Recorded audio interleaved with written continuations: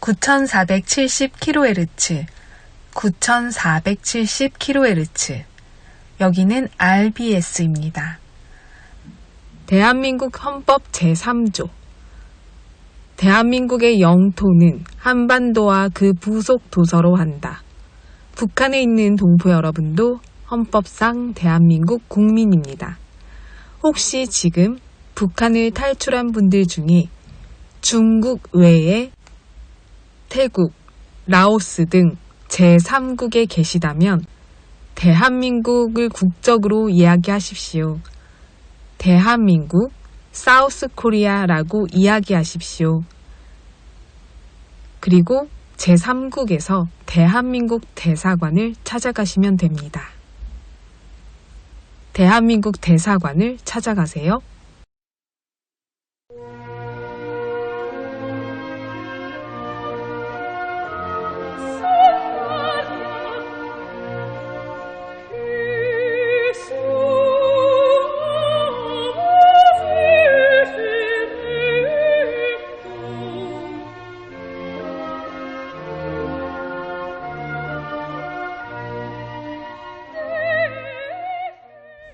북녘동포 여러분, 지난주에 아펜젤러 선교사 이야기를 전해드리면서 한국의 교육의 발전, 그리고 많은 번영, 복음의 씨앗을 심어준 이야기를 전해드렸는데요. 아펜젤러 선교사가 남긴 수많은 열매 중 대한민국 초대 대통령 이승만에 대한 이야기까지 함께 전해드렸습니다. 오늘은 이승만 대통령의 이야기를 조금 더 구체적으로 전해드리려고 합니다. 대한민국의 초석인 자유민주주의 체제로 나라를 건국했던 이승만 대통령. 하나님이 세우신 대통령으로 하나님께 대한민국을 바쳤습니다. 먼저 날씨 예보 전해드리겠습니다. 날씨 예보 전해드린 후에 이어서 함께 할게요.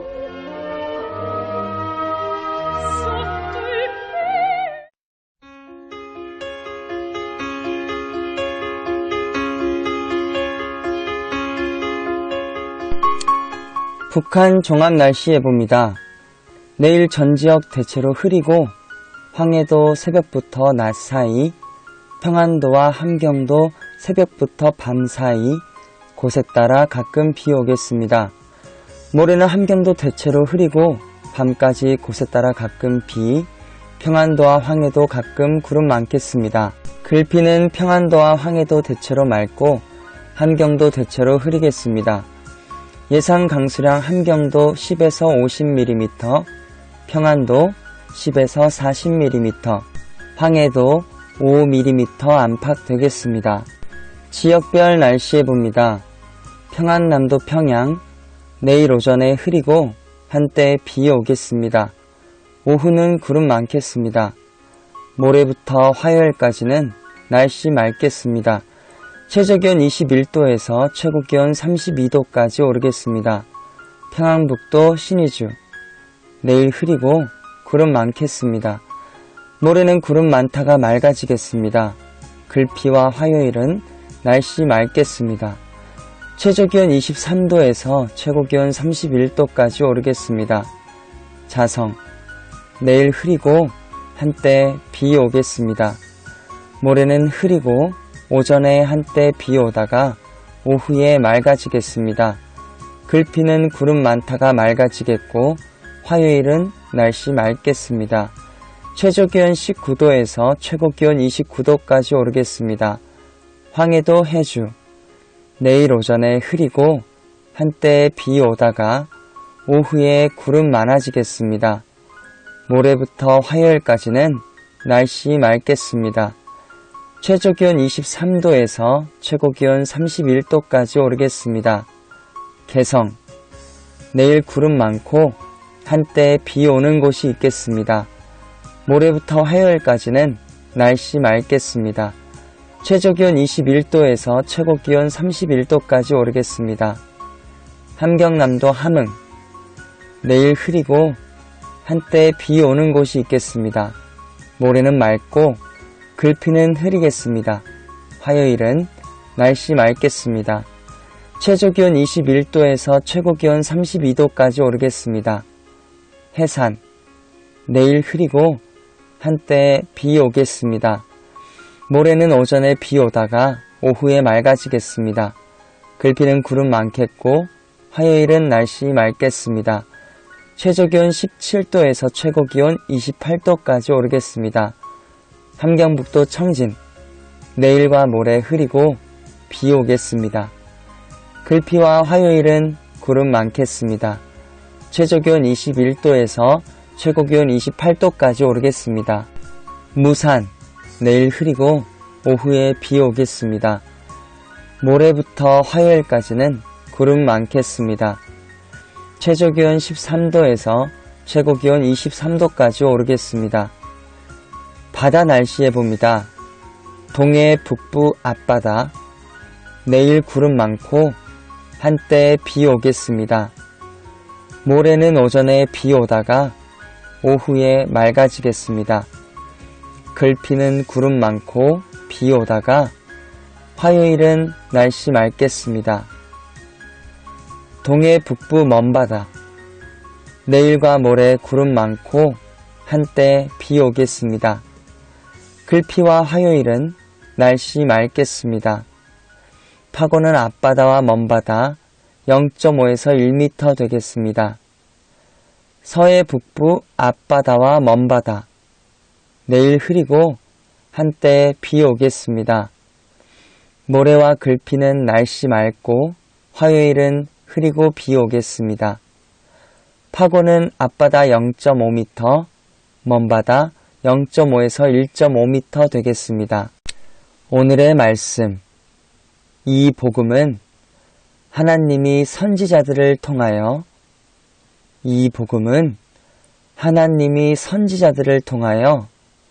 그의 아들에 관하여 성경에 미리 약속하신 것이라. 그의 아들에 관하여 성경에 미리 약속하신 것이라. 이 복음은 하나님이 선지자들을 통하여 그의 아들에 관하여 성경에 미리 약속하신 것이라. 로마서 1장 2절 말씀. 아멘. 이상 날씨였습니다.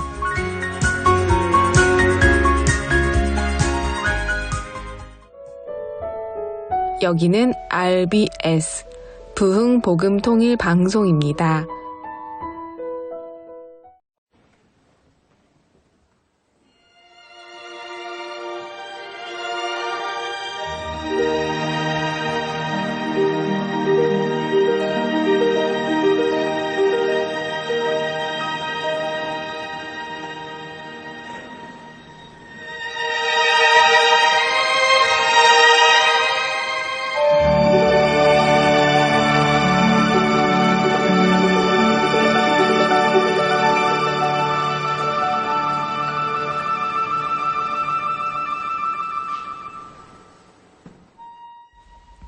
대한민국 초대 대통령은 이승만입니다. 이승만은 1875년에 태어났습니다. 조선시대가 몰락해가면서 몰락한 왕족의 자손으로 태어나 가난 속에서 자라게 되었습니다. 이승만이 태어난 곳은 북한의 황해도 평산이지만 2살 때 지금의 서울인 한양으로 이사를 왔습니다. 이승만은 부모의 사랑을 듬뿍 받고 행복하게 자랐습니다. 그러나 주변에는 여전히 국민 대부분이 가난하고 헐벗고 굶주린 백성들이 많았습니다. 양반의 왕족 집안 출신이지만 가난한 이들과 벗하며 살았기에 생각과 느낌은 그들과 공유하는 것이 많았습니다. 그 당시 과거 급제만이 집안을 일으킬 수 있었기에 천재적인 이승만은 계속해서 과거에 응시를 했어도 각종 비리와 부정부패로 공정한 입시의 결과를 얻을 수가 없었던 상황이었습니다. 조선 왕조 말 과거제도 자체가 썩을 대로 썩었기에 희망은 없었습니다. 이러한 배경으로 우리나라 최초 서양 교육기관인 아펜젤러가 세웠던 배제학당이 있었는데요. 이승만은 배제학당에서 공부하기로 결심합니다. 친구의 권유로 인해 배제학당에 들어가서 서양을 만났고 민주주의를 알게 되었습니다. 그리고 무엇보다 기독교를 알게 되었습니다. 당시 조선은 제사 문화가 무척 만연했기 때문에 여기에서는 조선의 문화 속에 제사를 지내지 않는 기독교 문화는 이승만에게는 상당히 이상한 일이었습니다. 조선의 깊은 유교 사상으로 이승만은 복음을 받아들이는 건 처음부터 받아들이진 않았습니다. 기독교인이 되지 않으려고 오히려 계속 경계를 해왔죠. 그러다가 갑신정변의 혁명가인 서재필에 의해서 서로의 의견을 토론하는 수업을 진행하며 이승만은 진정한 민주주의에 대한 경험을 하게 됩니다. 더 확실한 세계관을 가지게 되고 이 안에서 협성회를 만들어 정치적인 목소리를 내며 정부의 부정부패와 썩은 정책의 비판을 하기도 하면서 점점 학교 밖을 벗어나 대중적인 조직으로 나아가게 됩니다. 1896년 6월 7일 협성회라는 이름을 독립협회로 바꾸게 됩니다. 이 독립협회가 남긴 빛나는 발자취 중에 으뜸으로 꼽히는 것은 만민공동회입니다. 만민공동회는 시민, 독립협회원, 관료 등이 참여하는 대중집회로 당시 조선을 좌지우지하던 외세, 특히 러시아를 비판하고 자주독립을 외치는 여론을 만들어냈습니다. 이승만은 민주주의를 향한 위대한 투쟁을 계속하다가 정치범으로 감옥에 투옥되게 되는데 이때 한성 감옥으로 투옥이 됩니다. 하지만 감옥에서 수많은 명작들을 남기게 됩니다. 수많은 논설을 남기고 많은 독자들이 생기게 되는데요. 기독교 나라를 세우고자 하는 꿈이 생기게 됩니다. 하나님을 한성 감옥에서 영접한 것입니다. 그래서 기독교 입국론이 완성이 됩니다. 이승만이 그때 기록한 글 중에 하나를 읽어드립니다. 대한 사람의 새 물줄기는 예수 교회라. 이 교회가 날로 흥왕함은 더 말할 것이 없으려니와 아직도 불쌍한 사람들에게 다 기회를 주어 우리와 같이 생활샘으로 나오지 못하게 함은 실로 다 우리의 믿음이 부족함이요 사랑이 부족함이라. 500년 유교 국가인 조선에 예수교라는 새로운 물줄기를 끌어들이는 혁명의 꿈이 이승만의 가슴에 꿈틀거렸던 순간이었습니다. 감옥에서 예수님을 영접하게 되고 성경을 계속 읽습니다. 그리고 애국심이 생깁니다. 나라가 새로워지려면 백성이 새로워져야 한다. 백성을 새롭게 하려면 교화해야 한다. 라고 여기고 교육보다 높은 차원의 종교, 도덕적 뜻을 지닌 말이었습니다. 전지전능하신 하나님의 힘으로 백성을 다스리고 변하게 해야 한다는 뜻을 담고 있고 교회는 정부가 근원이 되어야 한다고 주장하였습니다. 바로 이것이 오늘날 대한민국을 세우게 된 배경인 것이죠. 이승만은 감옥 안에서 독립정신이라는 책을 써냈습니다. 오늘날까지 독립정신은 수많은 찬사가 쏟아지고 있습니다.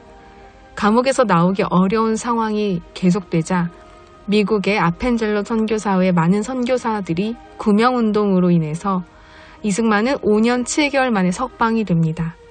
그리고 끊임없이 나약하고 침략당하며 사람의 인권을 소중히 여기지 않는 썩은 조선 문화에서 탈피하여 기독교가 기반된 서양의 문물을 받아들여 좋은 것을 활용하고 국민들의 의식이 계몽되도록 분투하던 이승만은 마침내 대한민국을 건국해가는 과정을 일구게 되는데요. 자유민주주의를 선택하여 대한민국을 건국한 이승만의 이야기, 자유민주주의를 선택한 과정에 대한 이야기를 잘 설명해준 한국의 출판사의 책을 통해서 함께 들어보겠습니다.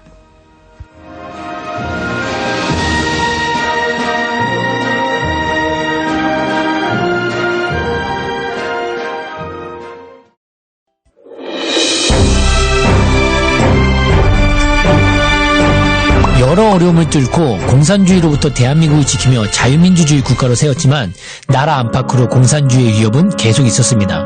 그 당시 육군 총병력의 약 10% 정도가 좌익 공산 세력이었고 공산주의 정당인 남로당원은 50만 명이나 됐습니다. 그들은 무장 폭동계획까지 세우고 있었기 때문에 이승만은 반공정책을 펴고 국가보안법까지 만들었습니다. 국가보안법이 있었기에 공산당들을 체포하고 무기를 압수하여 국가적 위기를 피할 수 있었습니다. 자유민주주의 대한민국 안에 암처럼 번진 공산정권을 막기 위해 많은 희생이 뒤따랐습니다. 암을 제거하기 위해 정상세포도 손실을 보는 것과 같았죠. 나라를 세워도 지키지 못한다면 한순간에 무너질 수 있는 상황이었기에 매일 치열하게 나라를 지켰습니다. 유명한 일화 중에 하나는 폭동의 주동자로 체포된 홍민표라는 사람이 있었습니다. 그는 자신을 담당했던 오제도 검사가 뇌물을 받지 않고 정직하게 사는 모습에 감동하여 공산주의에서 돌아서게 됩니다. 홍민표의 설득과 정부의 권고로 남로당에서 전향한 자수자가 무려 33만 명에 달하면서 남한의 공산당 세력이 많이 약화되었습니다. 많은 사람이 이승만의 초대 내각을 친일 내각으로 알고 있는데 사실은 대부분이 독립운동가로 구성되었습니다. 오히려 북한 김일성의 초대 내각이 대부분 친일파로 구성되어 있었습니다. 이승만은 일본이라면 치를 떨었지만 석탄을 캐는 기술자가 친일파라고 해서 때려잡으면 결국 얼어 죽는 건 우리 민족이었기에 일제시대에 일본을 위해서 일한 사람들에게 이제는 그 기술과 능력으로 대한민국을 위해 일하라고 하면서 일을 시켰습니다. 그 중에 한 명이 신현학입니다. 그는 장관으로 임명이 되었고 미국으로부터 구호물자를 받아 전국 국민을 먹여 살리는 역할을 잘 수행했습니다. 아이젠하워 대통령은 미스터 신처럼 애국적으로 유능한 공무원을 거느리고 있는 이승만 당신이 부럽다고 말할 정도였습니다. 일제시대의 친일파는 물론 잘못했습니다. 하지만 그들이 자신의 잘못을 뉘우치고 새롭게 우리나라를 위해 헌신할 수 있는 기회를 주는 것까지 막는 것이 정말 우리나라를 위한 것인지는 생각해봐야 할 것 같습니다. 조선은 양반과 상놈의 신분차별이 심했습니다. 전 국민의 90% 이상이 농사로 먹고 살던 시대이기에 농사를 지으려면 땅이 있어야 하는데 땅 주인은 모두 양반이었습니다. 상놈은 양반의 땅에서 일하는 사람들이었습니다. 그렇기에 아무리 양반 상놈 제도를 폐지한다고 해도 실제로 백성들이 먹고 살 길을 마련해주지 않는다면 이 차별의 벽을 해결할 수가 없었습니다. 그래서 이승만이 생각한 것은 농지개혁이었습니다. 이승만은 원래 하나님이 세상을 창조하실 적에 양반과 상놈을 구별하지 않았습니다. 지금 우리가 주장하는 민주주의는 모든 국민이 차별 없이 평등하게 자유와 행복을 누리는 것입니다. 그렇기 위해 토지개혁법이 유일한 근본적 해결책이 될 것입니다. 라고 말할 정도로 이 농지개혁을 기대했습니다. 이승만이 농지개혁으로 이루고자 했던 것은 세 가지입니다. 첫째, 방공체제를 구축하는 것입니다. 땅을 무상으로 준다는 거짓말로 백성들의 지지를 얻은 공산주의에 우리 국민이 속아 넘어가지 않게 한 것입니다. 둘째, 자유민주주의 정체성을 수립하는 것입니다. 양반 상놈의 신분차별을 없애고 모두에게 평등과 자유를 보장하기 위함이었습니다. 셋째, 농지개혁은 나라가 경제적으로 성장할 수 있는 산업화의 기반이 되었습니다. 세계은행의 세계경제발전 보고서에 따르면 지금껏 경제가 발전하고 쇠퇴한 이유가 농지개혁과 관련이 있다고 보고했습니다. 그리고 20세기에 농지개혁을 가장 잘하고 경제성장폭이 가장 큰 나라가 바로 대한민국이라고 보고했습니다. 북한도 토지개혁을 했습니다. 하지만 북한의 토지개혁은 무상몰수, 무상분배 방식이었습니다. 땅 주인에게 무상으로 땅을 몰수해서 농민들에게 공짜로 땅을 나눠준다는 것입니다. 하지만 실제로는 땅의 주인이 농민이 아닌 북한 정권의 소유가 되었습니다. 남한의 농지개혁은 유상매입, 유상분배 방식이었습니다. 적절한 값을 치러서 땅 주인에게 땅을 사고 소작농들에게 1년의 수확량의 30%씩 5년 동안 나라에 내고 나면 자기 소유의 땅이 되게 하였습니다. 그렇게 되니 돈을 번 땅 주인들은 그 돈으로 다른 것에 투자를 하여 경제를 발전시켰고 처음으로 땅을 얻은 농민들은 내 땅에서 돈을 벌어 먹고 살 수 있기에 더 이상 양반들의 눈치를 볼 필요가 없었습니다. 이렇게 이승만의 농지개혁은 평생 계급사회로 살던 대한민국을 차별 없는 자유와 평등이 실현되는 자유민주주의 나라로 세우는 중요한 역할을 하였습니다. 또 하나 이승만은 한성 감옥에 있을 때부터 꿈꾸었던 개혁이 있습니다. 바로 양반이나 남자만 교육받던 시절에 상놈이나 여자도 상관없이 누구나 똑같은 교육 혜택을 주기 위한 교육개혁이었습니다.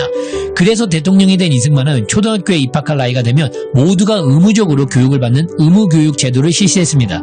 그 결과 취임 당시 학교에 가봤던 사람들은 전체 인구의 14% 정도였는데 정권이 끝날 무렵에는 취학률이 96%까지 올라가는 놀라운 성과를 이뤘습니다. 또 배움의 시기를 놓친 어른 세대를 위해서는 문맹 퇴치 운동을 펼쳤습니다. 그렇게 이승만의 교육열은 대단했습니다. 6.25 전쟁 중에도 학교 문은 닫지 않았습니다. 전 세계 유례 없는 전시연합대학을 운영했고 대학생들은 재학 중이라면 병역을 밀어주기까지 했습니다. 그래서 해방 직후 80%에 이르는 문맹률이 13년 뒤엔 4%대까지 떨어졌습니다. 이승만은 대한민국의 꿈나무인 아이들에게 단순히 공부만 가르친 것이 아닙니다. 우리나라의 발달이란 국사 교과서를 보면 우리나라가 가난하고 굶주렸지만 우리는 위대한 저력을 가진 민족이고 대한민국은 틀림없이 굉장한 국가가 될 것이라는 자부심으로 가득했습니다.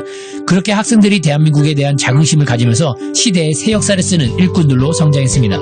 그리고 이승만이 집권하기 전 50여 년 동안 미국에서 공부했던 사람들을 다 합쳐도 500명이 안 됐습니다. 그런데 이승만이 집권했던 11년 6개월 동안 무려 2만 명을 미국에 보내 공부를 시켰습니다. 이승만의 외교력을 동원해 미국 정부의 후원을 받았기 때문입니다. 그 중에 한 명이 나중에 대통령이 된 박정희도 있었습니다. 이렇게 이승만은 차별을 없애기 위해 농지개혁과 교육개혁을 시행했습니다. 국민에게 땅을 주고 교육을 함으로써 일부 계층만 갖고 있던 특권을 전 국민에게 나눠줬습니다. 이제는 이 양반 저 양반 할 정도로 모두가 양반이 된 평등국가 대한민국이 되었습니다.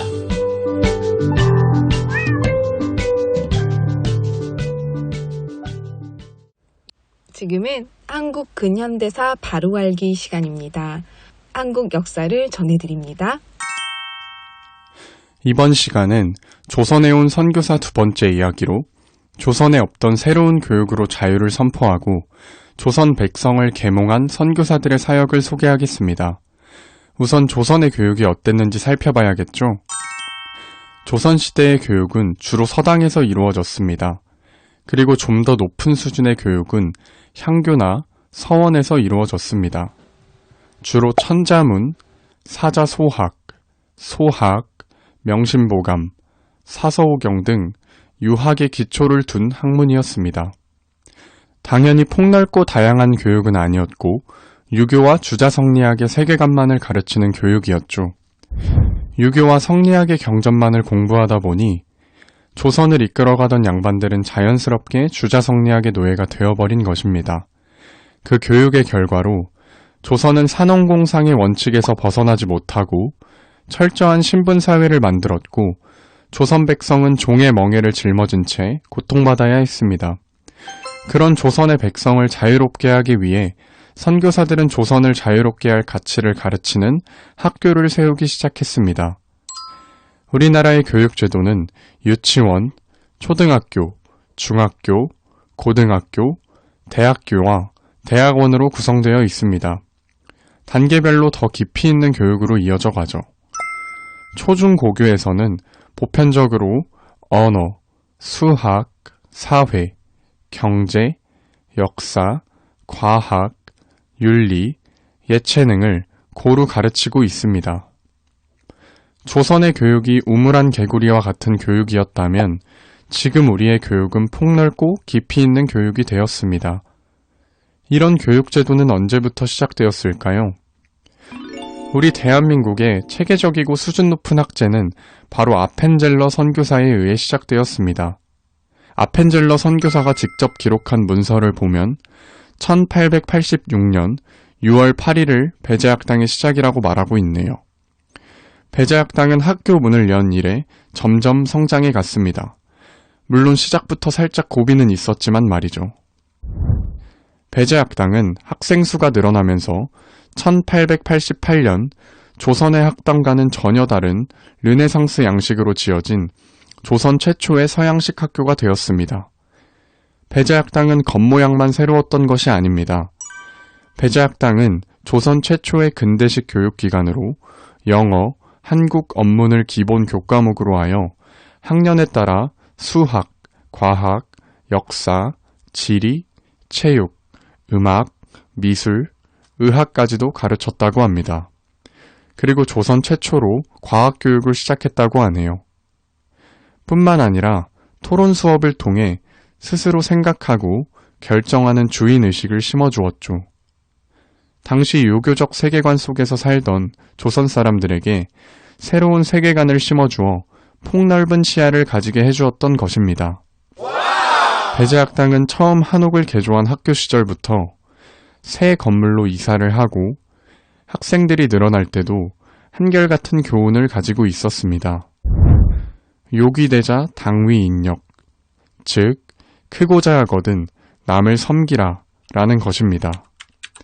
아펜젤러 선교사는 너희 중에 누구든지 크고자 하는 자는 너희를 섬기는 자가 되고 너희 중에 누구든지 으뜸이 되고자 하는 자는 너희 종이 되어야 하리라.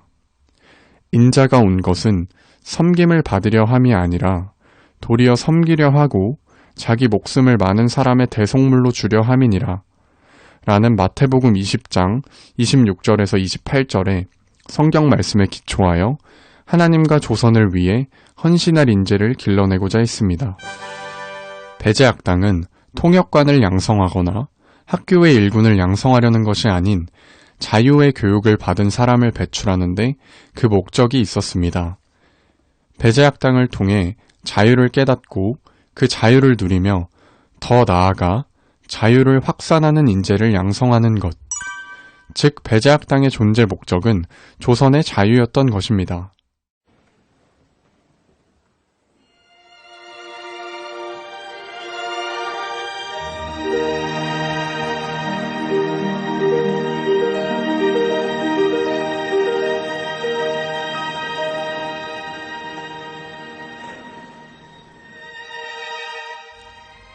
한반도 전역이 자유민주주의 대한민국이 되기 위해 끝까지 북진을 외치던 이승만 대통령이었습니다.